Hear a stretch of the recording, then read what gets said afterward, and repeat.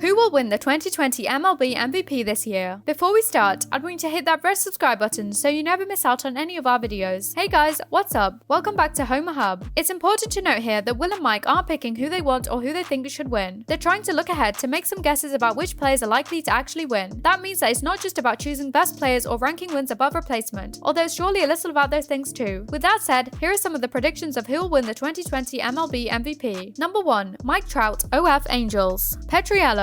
Imagine me picking literally anyone over than Mike Trout, the defending American League MVP award winner, the 3-time winner that probably should have been a 5 or 6-time winner, the very possible greatest player who ever lived, who doesn't even turn 29 until August. Yes, it's true, he's had minor injury problems in each of the past 3 years, and that the Angels haven't made the postseason since 2014, which some voters held against him. Were you a little worried that the injury might have cost you the MVP down the stretch? It definitely did. I was playing probably about a month with it.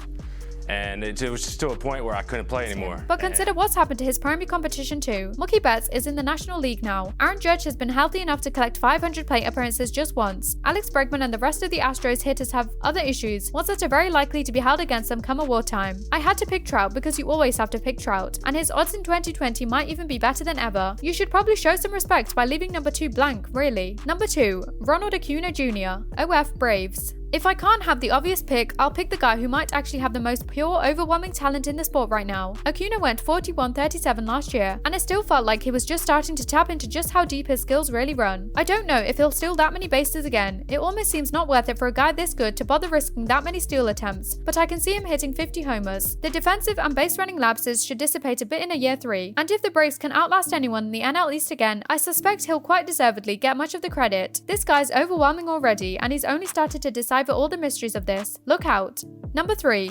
Christian Yelich, OF Brewers. Petriello. I know, the Dodgers have 2 MVP caliber outfields, and I just bypassed both, but we're trying to get to the narrative here, and the thought of Mookie Betts arrived in LA and the Dodgers won only 102 games, 4 less than without him, already makes me cringe. That being the case, why not go with the 2018 NL winner, who might have been back-to-back if not for the September knee injury that ended his season early. At the risk of underestimating the Brewers once again, I'm a little wary of this club, because it lost Mike Moustakas, Yasmani Grandal, and Eric Tams. I don't know how good Milwaukee is going to be. I know that Yelich is extremely good. If he drags this group into the postseason, then that's the kind of thing MVP awards are made from. Number 4. Mookie Betts, OF Dodgers. Leach. I can't let him slip any further than this. I find the Dodgers are going to win 105 plus games no matter what. So how much credit can you give Betts? Argument somewhat compelling. Another thing I find compelling is that the second best player in baseball over the past 5 years is now playing for a team that's probably going to win his division by 20 games in his free agent walk year. Another potentially underrated factor, if the Red Sox fall apart without him this year, that speaks even more to his value. But let's not overcomplicate this. It's Mookie Betts. Nothing on a baseball field that Mookie Betts does not excel at.